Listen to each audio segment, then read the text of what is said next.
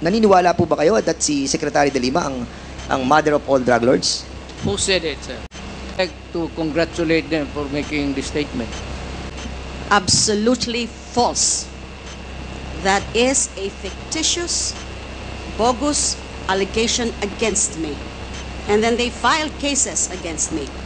Kinasuhan po ako nila ng mga kaso tungkol sa droga. Initially, consummated illegal drug trading. Inamend nila into conspiracy to commit illegal trading.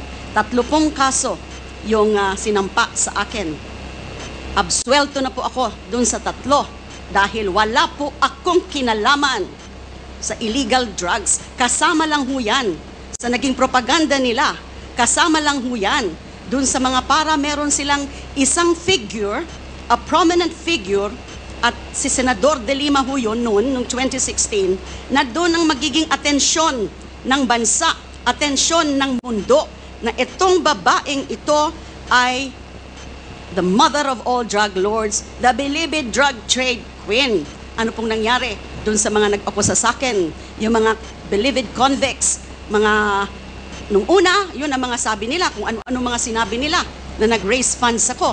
Pero kinalaunan, binabawi ho nila yung kanilang mga akusasyon against me. I was cleared of all 3 drug cases. I underwent the whole process. Dumaan po ako sa buong proseso kahit mahirap, masakit para sa akin. Kinulong ako ng almost 7 years na hindi na po nila yan mababalikan dahil sa pagkagalit nung pinaka-mastermind nung pag-persecute sa akin na inimplement nung kanyang Secretary of Justice, si Vitaliano Aguirre. At meron pang mga ibang handlers na siyang mga kumausap dun sa mga nagtestigo against me. So that is absolutely false. That is a slanderous accusation against me. Si Raulo, nakilala, iba ng hairdo niya eh. I'm just reminding the resource person. Kanina po, tinanong po siya ni Congressman Gutierrez, sino yung 7 na yon ng kanyang personal na death squad. Bigla ko pong naalala na si Mr. Edgar Matubato, sinabi niya po yung tungkol sa Lambada Boys.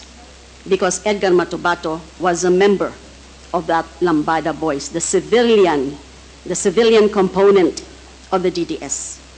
At tamang-tama, meron din po siyang binanggit na 6 na pangalan. So hindi ko po alam kung kilala po ito ng dating Pangulo, ng dating Mayor. Ang mga pangalan po, nung 6 pa, which makes it a total of 7, nakasama si Edgar Matubato, are the following: Ludi Pagidupon, Tony Estaco, Jojo Bosa, Romel Capitana, Insectan, and Boboy Maldito. A total of 7 names. So I'm wondering now, curious po ako, yun hubat kaya maaari sila yung 7 miyembro ng personal death squad.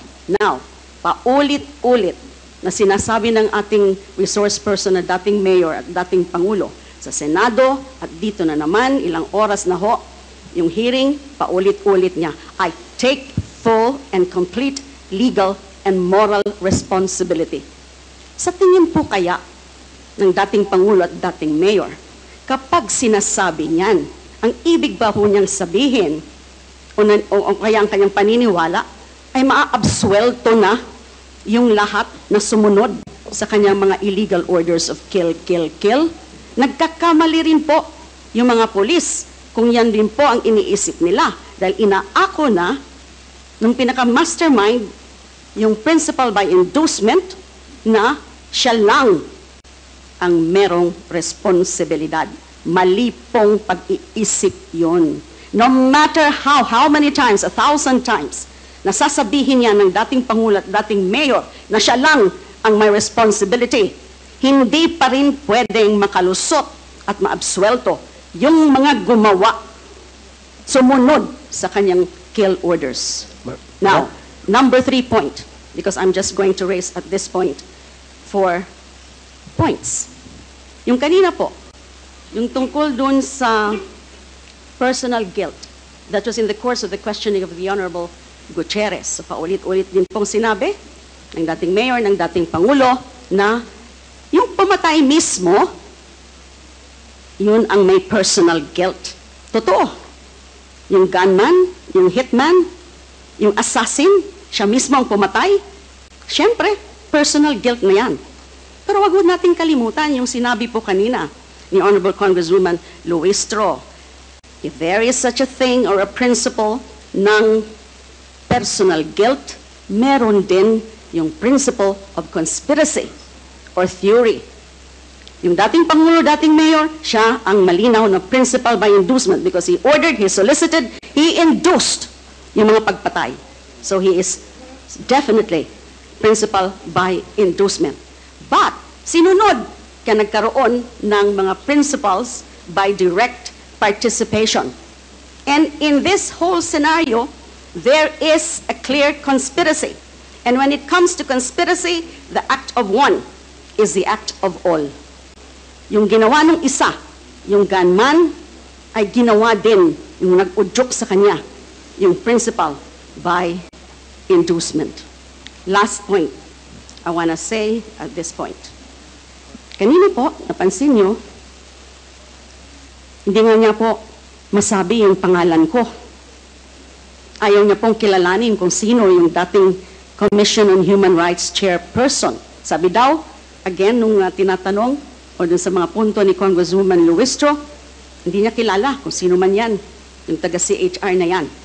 Nagtataka po ako dun. He's lying when he said that he does not know Laila de Lima. How can he say that he does not know Laila de Lima? Unang-una, nung DDS, yung hearing po namin, yung CHR inquiry sa Davao on the DDS killings, siya po, as then mayor, ang pinakauna na tinawag namin as resource person. Di ho ba? Pangalawa, naku, kayo, narinig niyo ho yun. Napakaraming mga okasyon, mga public pronouncements niya na ako ay tinitira niya, ako ay binabastos niya, kung ano-ano yung mga sinasabi niya sa akin, binabantaan din ako, you will rot in jail, Laila de Lima. And isa pang naalala ko, nakita niyo rin po siguro yun, noon pong first SONA, di ho ba? Linapitan niya ako, kinamayan pa niya ako, so hindi niya ako kilala. Alam mo yan, for example, ni former ES Salvador Medialdea, na kilalang kilala ako ng dating mayor at ng dating Pangulo.